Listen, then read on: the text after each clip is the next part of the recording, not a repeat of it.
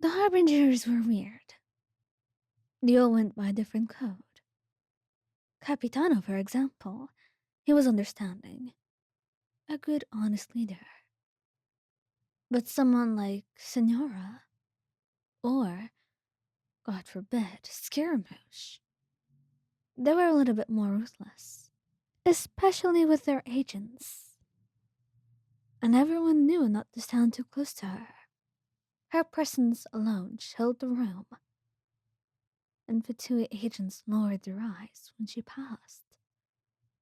Diplomats measured every word twice, and even fellow harbingers tread carefully, if not out of fear, then out of respect for their comrade. Except you. You step into her space without hesitation, leaning close to murmur something in your ear. And she's pretty alright with that. She does not shoot you a glare. She doesn't back away. And that alone is enough to confirm the rumors. Your gloves. You forgot them. You say quietly. She glances down, and then back at you. Really? You hold them out, and she takes them from you, her fingers brushing yours deliberately. Thank you, she says. Quiet, loud enough for you to hear, no one else. But everyone else seems to notice anyway. And later, during a briefing, an agent stumbles over the report. They expect scorn, dismissal, but luckily for them, Signora's quite distracted anyway, looking at you, not paying attention to what the agent's saying at all. Continue, will you? Slowly. The agent blinks in surprise, and Columbina smiles, standing nearby. When the meeting ends, you fall into step beside her as usual, right where you belong. She adjusts your collar without asking. You didn't rip his head off. She scoffs. I'm being more tolerant. Because I was watching? She pauses for half a second too long. Perhaps. And you know it's true. The hesitation is all you needed in the first place. And you see it in small things. She does not interrupt you when you speak. She listens even when you contradict her. She lets you touch her without warning. A hand at her waist, fingers through her hair, and your head resting against her shoulder. No one else would survive being that close, simply because people are not allowed 1 foot of her. And once, during the negotiations, the diplomat raises his voice at you.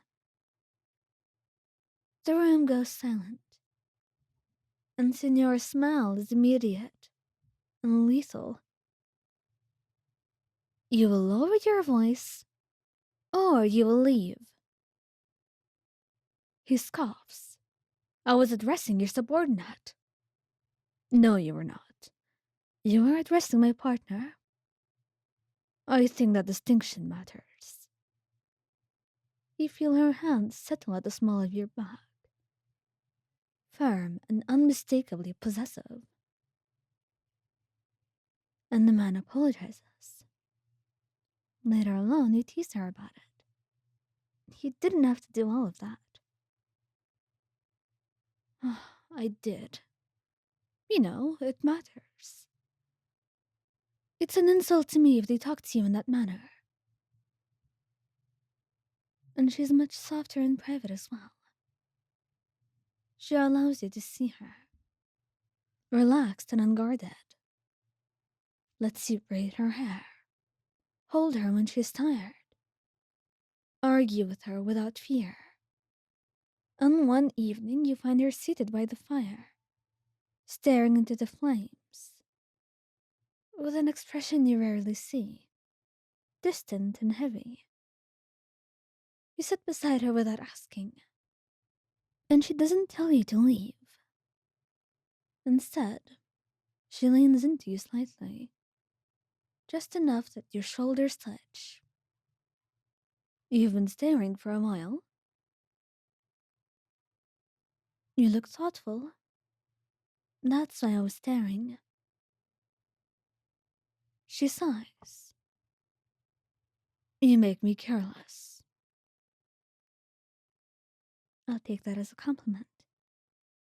She turns to you then, studying your face with a quiet intensity. If anyone else made me feel like this, I would remove them from my life. But I'm not just anyone else, am I? What would you do to me, Rosaline? Her hand lifts, brushing your cheek. You're right. You're an exception. You rest your forehead against hers. So it's true. What the agents say. And what do the agents say? You smile smugly. That you have a soft spot for me. She closes her eyes for a moment, allowing herself the honesty. They're not wrong, but only for you, no one else. And when she kisses your forehead, slow and deliberate, you understand something important. Signora does not love gently. She is so possessive and intense. Her love is strong, just like her, in every aspect of who she is. And right now, you are very lucky to be chosen, to be that one person that she's willing to dote on, to do everything, just to see your happiness, your smile, and hear your laughter. Because to her, that was the most precious thing in the world.